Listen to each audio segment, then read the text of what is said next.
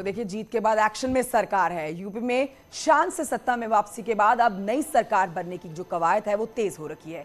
सूत्रों के हवाले से जो जानकारी आ रही है वो आपको बताएं, जिसमें सीएम योगी कल यानी कि कल 13 मार्च को दिल्ली के दौरे पर जाने वाले हैं। चुनाव जीत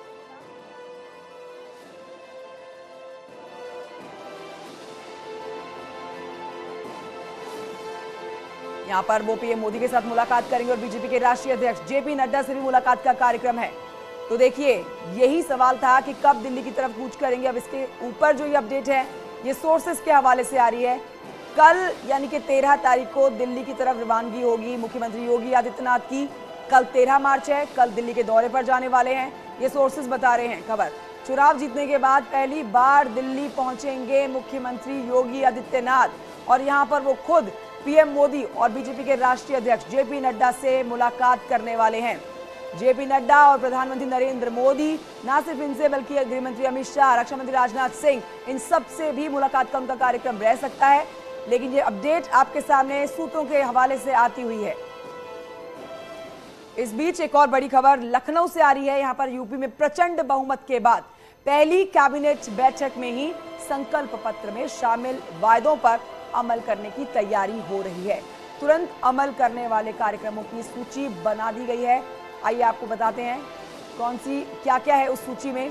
किसानों की छुट्टा पशुओं की समस्या पर एक गौ संरक्षक केंद्र तैयार होगा। खोलने और काऊ सफारी जैसे विकल्पों पर विचार हो रहा है।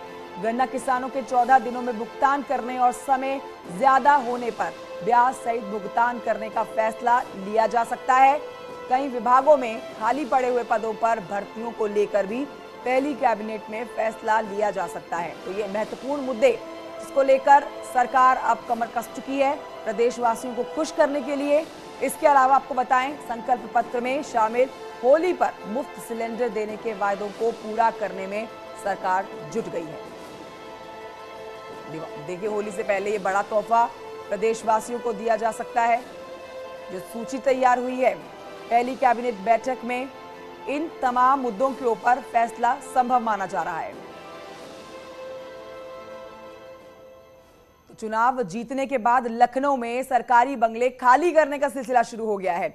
स्वामी प्रसाद मौर्य ने कालिदास मार्ग से सरकारी बंगला खाली कर दिया है और वो गोमती नगर स्थित अपने घर में शिफ्ट हो गए हैं। स्वामी प्रसाद मौर्य जो कि नतीजे सामने आने के बाद से ही नेताओं का सरकारी बंगले खाली करने का सिलसिला शुरू हो गया है। इस वक्त मेरी मौजूदगी है सरकार में मंत्री रहे स्वामी प्रसाद मौर्य के आवास के बाहर। देखिए, ये वो बंगला है 14 कालिदास मार्ग, जो स्वामी प्रसाद मौर्य को 2017 के चुनाव के बाद मंत्री बनने के बाद अलॉट किया गया था।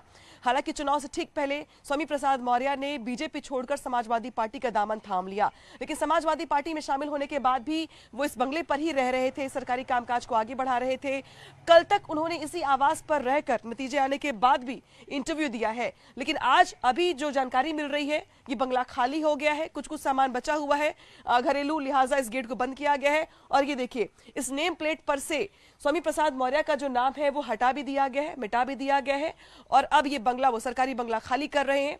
हालांकि अंदर कुछ वर्कर हैं जो मना कर रहे हैं, कह रहे हैं कि घर की कुछ महिलाएं हैं और कुछ सामान पड़ा हुआ है, लिहाजा अभी फिलहाल जो है इस गेट को वो नहीं खोल रहे हैं। लेकिन तस्वीरें जो है वो ये बता रही हैं कि अंदर किस तरीके से सन्नाटा पसरा हुआ है। इक्का दुक्का गाड़ियां बची हुई हैं जो यहाँ से शिफ्ट हो रही हैं। स्वामी प्रसाद मौर्य के पास लखनऊ के ही गोमती नगर इलाके में अपना निजी आवास है और यहीं से खाली करने के बाद सारा सामान उनके निजी आवास गोमती नगर पे जा रहा है। यानी कि नतीजे के सामने आने के बाद स्वामी प्रसाद मौर्य ये बंगले को खाली कर रहे हैं। और इसी के साथ बहुत सारे मंत्री ऐसे भी जो चुनाव हार गए हैं या जिन्होंने दल छोड़ के समाजवादी पार्टी का दामन थाम लिया था, उनके भी बंगले खाली करने का सिलसिला इसी के साथ शुरू हो गया है। न्यूज़ 18 लखनऊ।